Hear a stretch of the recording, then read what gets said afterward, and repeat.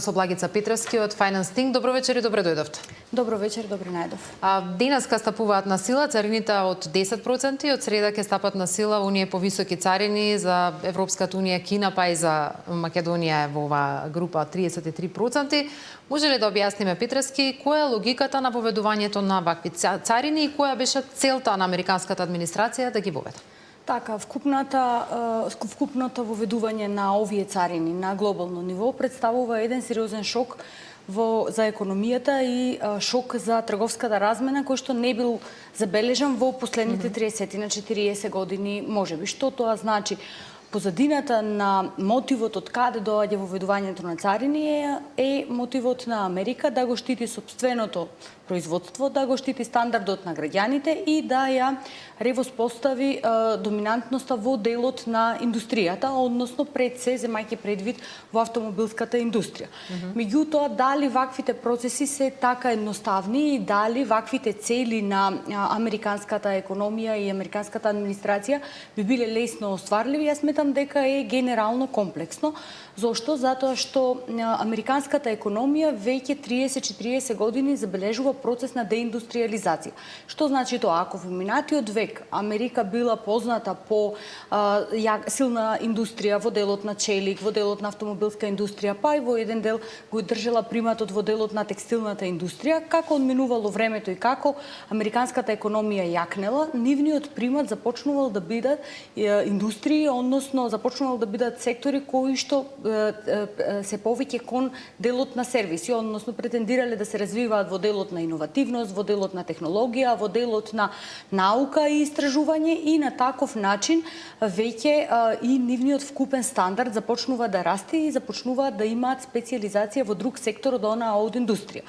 Паралелно, работната сила во Америка за овој тип на дејности станува прескапа и на таков начин имаме економии како што се Кина, Индија, Мексико, кои што па и Европа, кои што стануваат поконкурентни во однос на американската економија и на таков начин започнува тој процес на деиндустриализација, каде што веќе во моментот дури и да предпоставиме дека Америка силно ќе започне да ревоспоставува и обновува ваков тип на индустрија, се уште сметам дека незината конкурентност, особено во делот на работна сила и плати, нема да биде ист како оној кој што во моментот го имаат овие земји кои претходно ги споменав. Од тука, од тој аспект, ќе биде навистина тешко да конкурира и понатаму со делот на работна сила.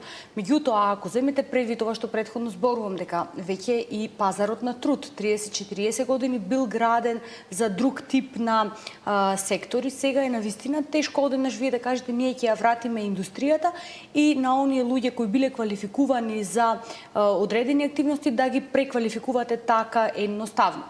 Од друга страна е перцепцијата и сентиментот на инвеститорите. Предпоставката е дека голем дел од автомобилската индустрија, еден дел од одлуките ќе ги донесат да ги преселат своите фабрики на америчко тло. Дали е тоа едноставно? Исто така не е едноставно, ниту краткорочно. Зошто? Затоа што за да се воспостават такви нови фабрики, нови цели градови и да се воспостави ново реструктурирање на индустријата, најпрво требаат фиксни трошоци, кои што значи обнова на фабрики, пристап до работна сила. Може би ете и да има технологија и капитал. Америка сметам дека моментот на неизвестност е исто значаен.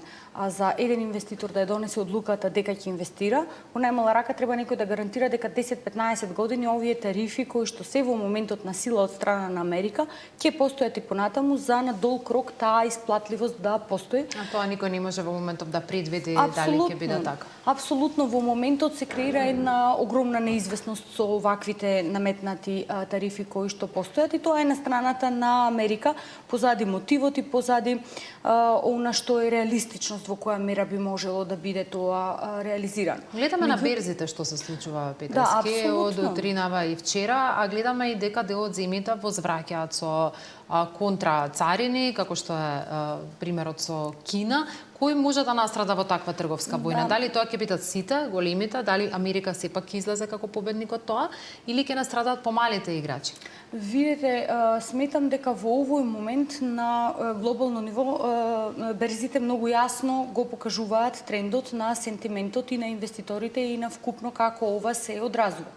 сметам дека нема да има добитник од оваа форма на заштитна улога на воведување на тарифи, затоа што светот веќе долго време се стреми кон либерализација, се стреми кон постулатот да економиите бидат градени врз своите компаративни предности. Таа е вкупната идеја за слободна трговија, каде што вие викате, ако јас како економија сум помоќен да произведувам, например, не знам, вино, ќе произведувам вино, а ако Кина е поспособна да произведува друг тип на производи, импути и материјали, ќе се специализира во тоа и ќе биде поевтино и за големите економии да купуваат производи од таа земја, отколку сами да ги произведуваат.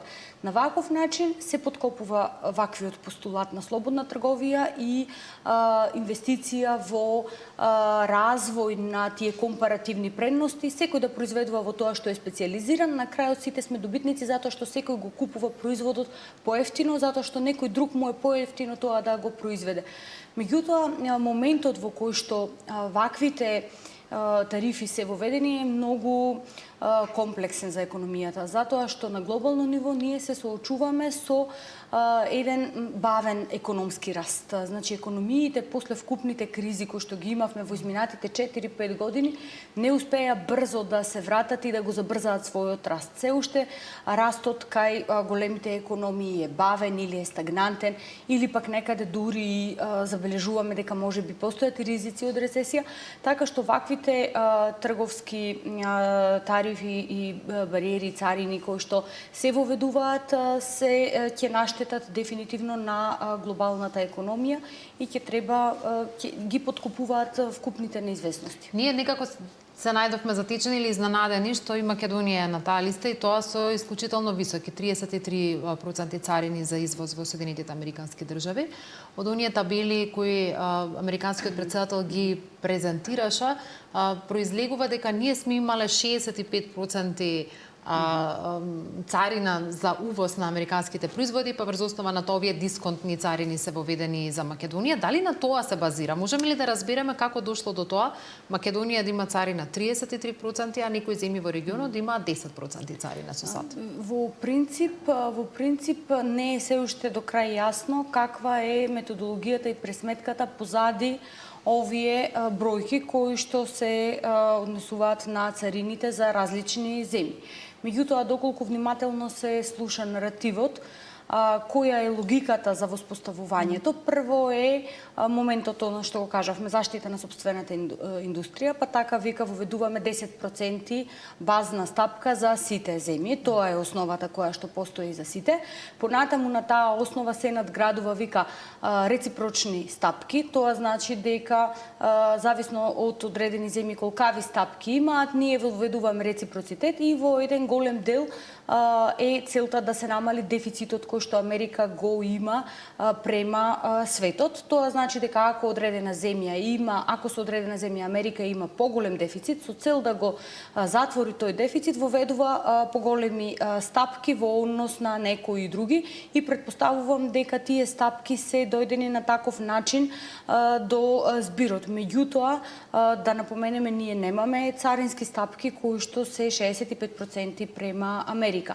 Исто така, ако ги погледнеме нашите статистики кои што се однесуваат на извоз кон Америка, ние во нашите статистики ние викаме дека имаме дефицит. Во статистиките на Америка вика дека има суфицит со Македонија и тука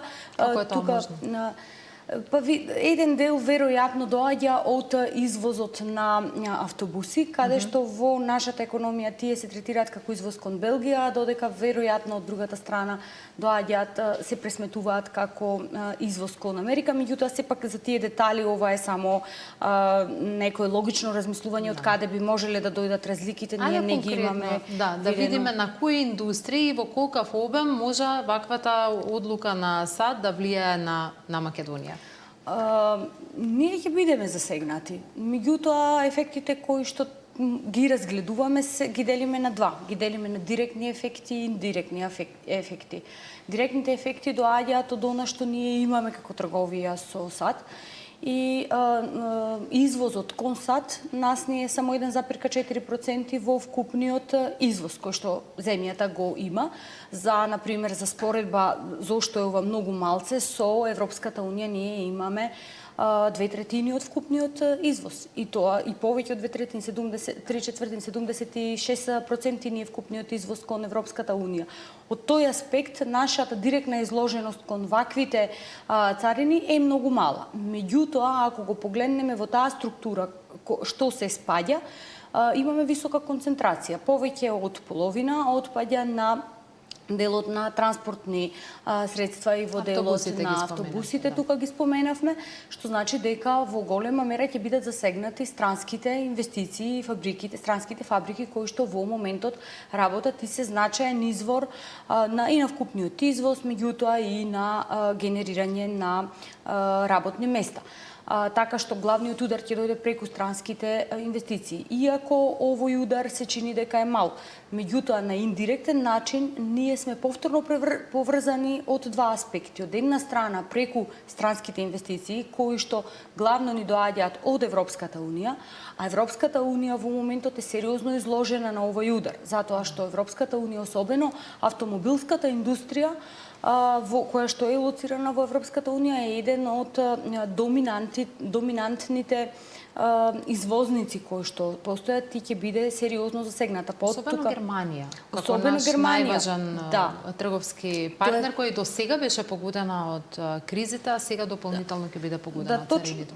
Точно така, значи првиот аспект е вкупно странските инвестиции ќе бидат погодени и од тука странските фабрики, земајќи предвид дека треба да ги намалат своите трошоци, ќе имаме каскадни ефекти во нашата економија, каде што ќе се прелее тоа врз странските инвестиции кои работат во зоните каде што ќе веројатно ќе има притисок и за отпуштање, намалување на работа, а вториот ефект е оној кој што доаѓа од нашата трговска размена со Германија и германската економија, која што и во моментот имаше, се соочува со ризици за својата економија, а ова претпоставувам ќе биде и дополнителен товар, каде што дел од проекциите се дека Европската унија ќе биде сериозно, ќе биде погодена, па ќе има загуби и кај бруто домашен производ од некој 0,10%. Владата вели има план за менаџирање на ситуацијата, не знаеме до овој момент кои се деталите од тој план, но вие како експерти,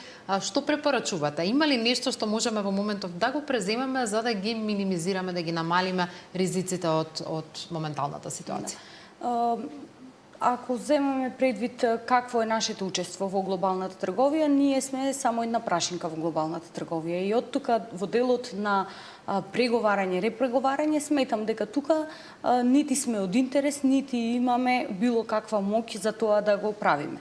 Меѓутоа, она што може би лично може да го направиме како земја е да се фокусираме на странските инвестиции кои во моментот постојат, да овозможиме поволности каде што тие странски инвестиции во делот на преговарање, на реструктурирање на нивните фирми мајки ќе успеат да ја задржат својата позиција во земјата. Веројатно во тој дел може да понудиме некои поволности каде што ќе може странските инвестиции да преговараат една поповолна позиција во однос на таквото реструктурирање.